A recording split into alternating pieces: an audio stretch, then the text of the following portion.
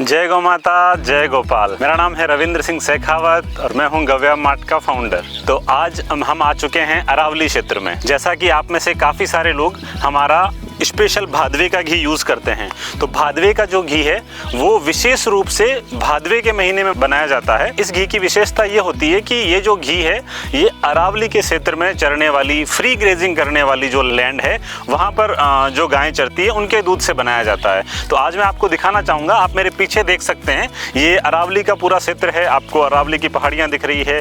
ये हमारे पीछे कांकरेज नस्ल की गौमाता है जो रोजाना लगभग 15 से 20 किलोमीटर चलती है और चलकर अपनी मर्जी का, अपनी पसंद का भोजन करती है, नदी का पानी पीती है।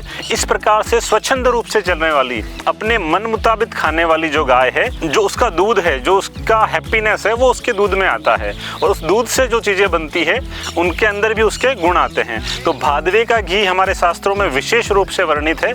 आप चाहें तो इसे पूरे साल के लिए स्टोर कर इसे पूरे साल खा सकते हैं। अगर आप पूरे साल नहीं लेते हैं तो वर्ष में कम से कम एक बार तो आपको ये घी टेस्ट करना चाहिए। इस घी की गुणवत्ता का मुख्य कारण क्या है? वो है यहाँ का फीड।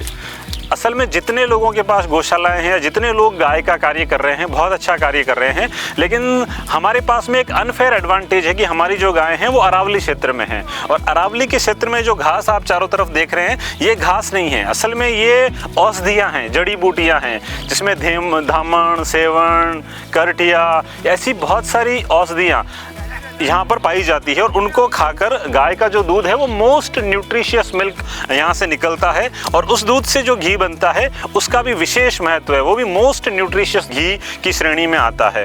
तो अगर आप गाय का घी खाते हैं, पूरे वर्ष खाते हैं तो बहुत अच्छी बात है। अगर आप गाय का घी नहीं खाते हैं, बहुत कम खाते हैं, तो आपको कम से कम भादवे का घी एक बार ज़रूर ट्राई करना चाहिए। इसका जो खुशबू है, इसका जो अरोमा है, इसका जो ग्रेन्युलेशन है वो बिल्कुल डिफरेंट है। आपको मार्केट में ऐसा घी नहीं मिलेगा और ये गहरा पीलापन लिए हुए होते हैं। उस पीलेपन का कारण क्या है? उस पीलेपन के दो कारण हैं।